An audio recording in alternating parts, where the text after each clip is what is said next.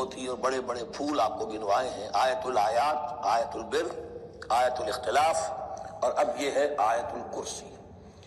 توحید کے عظیم ترین خزانوں میں سے ہے۔ یہ سیدۃ آیات القرآن، حضور نے فرمایا یہ تمام آیات قرآنی کی سردار ہے۔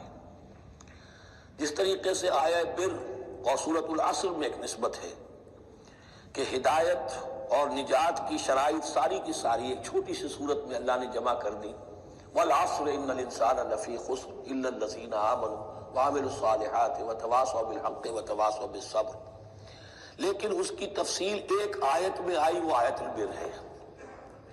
چنانچہ جو منتخب نصاب ہم نے مرتب کیا ہے دعوت قرآن کے لیے، میں پہلا درس سورۃ العصر کا ہے اور دوسرا درس آیت البر کا ہے۔ جو نسبت سورۃ العصر میں ہے کہ وہ سورت ہے، یہ آیت ہے، لیکن اس آیت میں کئی صورتیں نکل سکتی ہیں حجم کے اعتبار سے سورۃ العصر کے برابر۔ یہی نسبت ہے سورہ اخلاص میں، 4 آیتیں، توحید کا عظیم ترین خزانہ، اور یہ آیت الکرسی، یہ آیت ہے سورہ اخلاص، اس میں 4 بن جائیں گی حجم کے اعتبار سے، لیکن اسے حضور نے ثلث قرآن قرار دیا ہے۔ توحید کے موضوع پر جامع ترین سورۃ الاخلاص، لیکن توحید اور خاص طور پر توحید فی الصفات کے موضوع پر عظیم ترین آیت یہ آیت الکرسی ہے۔ اللہ لا الہ الا ہو، اللہ وہ معبود برحق ہے جس کے سوا کوئی الہ نہیں، بڑا کیٹیگوریکل۔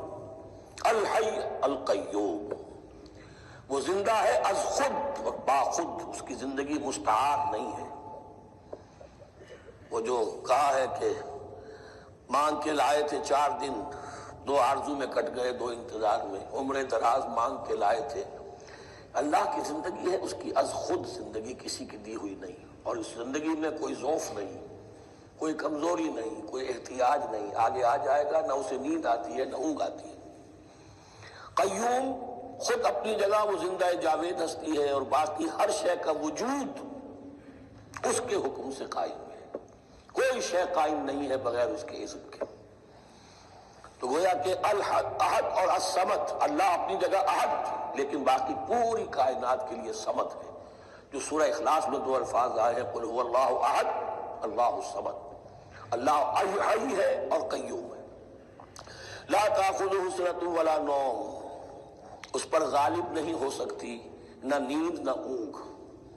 لہو ما فی السماوات و ما فی الارض، آسمانوں اور زمین میں جو کچھ ہے اسی کا ہے، ملکیت تامہ، ملکیت حقیقی اس کی ہے۔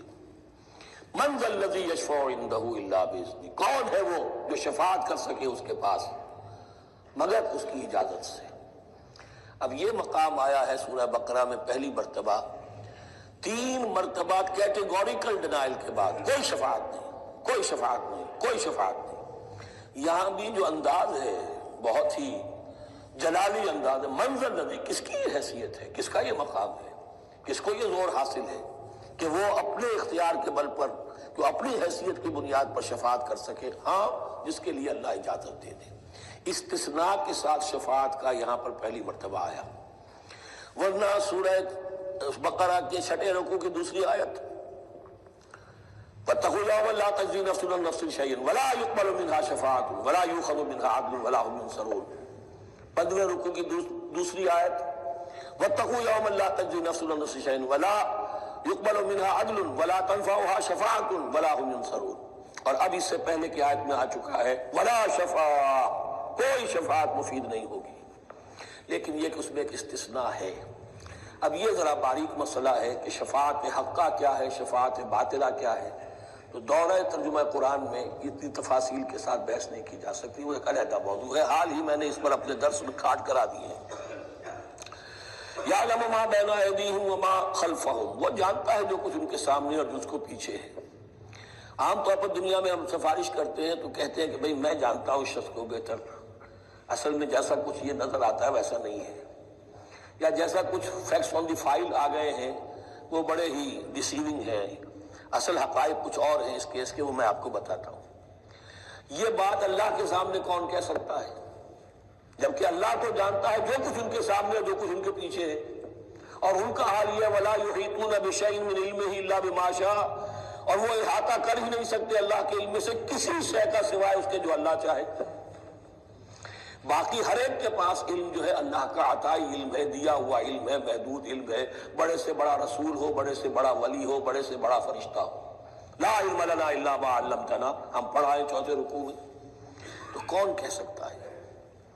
من ذا الذی یشفع عنده الا باذنہ یعلم ما بین ایدیہم وما خلفہم ولا یحیطون بشیء من علمہ الا بما شاء وسع کرسیہ السماوات والارض۔ اس کی کرسی تمام آسمانوں اور زمین کو محیط ہے۔ اب کرسی کے دو مفہوم یہاں ہو سکتے ہیں، ایک تو یہ کہ اس سے جو معنی مراد ہے یعنی اس کا اقتدار، اس کی قدرت، اس کا جبر، اس کا اختیار، یہ اتھارٹی پوری کائنات کو۔ ایک یہ بھی ہو سکتا ہے کہ اللہ تعالیٰ کے لیے ہم نہیں جان سکتے، یہ آیات متشابہات میں سے ہے کہ کوئی شے بھی ہو واقعتاً جس کو ہم اسے کرسی کہہ سکیں، عرش، کرسی، ان سب کے بارے میں یہ دونوں باتیں ذہن میں رکھیے۔ یہ بھی ہو سکتا ہے کہ ان کی کوئی مجسم حقیقت ہو جو ہمارے ذہن سے، ہمارے تخیل سے ماورا ہے، اور یہ بھی ہو سکتا ہے اس سے استعارہ مراد ہو۔ اس کا اقتدار و اختیار آسمانوں اور زمین پر چھایا ہوا ہے۔